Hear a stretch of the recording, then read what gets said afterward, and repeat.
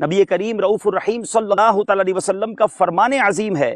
جب 15 شعبان کی رات آئے تو اس میں قیام یعنی عبادت کرو اور دن میں روزہ رکھو، بے شک اللہ عز و جل غروب آفتاب سے آسمان دنیا پر تجلی فرماتا ہے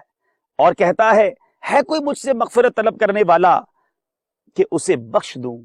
ہے کوئی روزی طلب کرنے والا کہ اسے روزی دوں، ہے کوئی مصیبت زدہ کہ اسے عافیت عطا کروں، ہے کوئی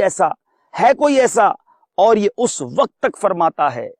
کہ فجر طلوع ہو جائے۔ میرے پیارے اسلامی بھائیوں ذرا غور کیجئے، اللہ تبارک و تعالیٰ کی طرف سے گویا یہ ندا ہوتی ہے کوئی مانگنے والا کہ اس کی جھولی بھر دی جائے۔ ہماری بھی تو تمنائیں ہیں، ہماری بھی مشکلیں ہیں، ہماری بھی پریشانیاں ہیں۔ یہ رات مانگنے کی رات ہے، یہ رات گر گڑانے کی رات ہے، یہ رات آرزویں کرنے کی رات ہے۔ تیار ہو جائیے، اپنے رب سے بہت کچھ مانگنا ہے، ہمیں اس رات اسے راضی کرنا ہے۔ شب برات چھٹکارے کی رات ہے، اس رات ہم نے بھی چھٹکارا حاصل کرنا ہے۔ یاد رہے اس رات اعمال نامے تبدیل ہوتے ہیں، لہٰذا ممکن ہو تو 14 شعبان المعظم کا بھی روزہ رکھ لیا جائے تاکہ اعمال نامے کے آخری دن بھی روزہ ہو۔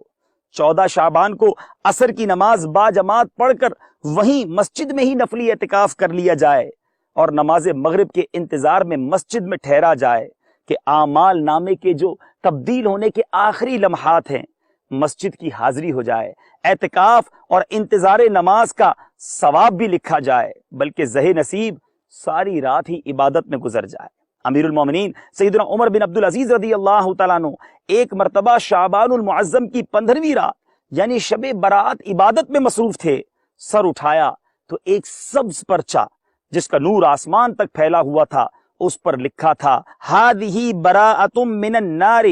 من الملک العزیز لعبدہ عمر بن عبد العزیز، خدائے مالک و غالب کی طرف سے یہ جہنم کی آگ سے آزادی کا پروانہ ہے جو اس کے بندے عمر بن عبد العزیز کو عطا ہوا ہے۔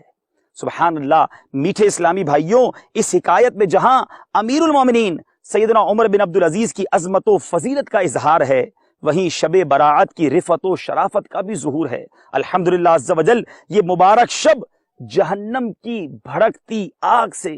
براعت یعنی چھٹکارا پانے کی رات ہے، اسی لیے اس رات کو شب برات کہا جاتا ہے۔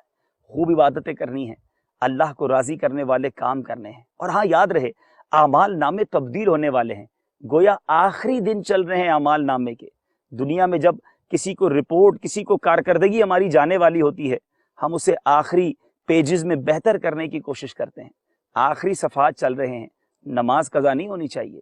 جھوٹ بالکل نہیں بولنا، غیبت سے بچتے رہیے، آنکھوں کو بھی گناہ سے بچائیے اور خوب عبادتوں میں دل لگائیے تاکہ جو آخری دن ہمارے اعمال نامے کے ہیں، آخری صفحات رہ گئے ہیں، وہ اچھے ہو جائیں اور اللہ کی بارگاہ میں اعمال نامہ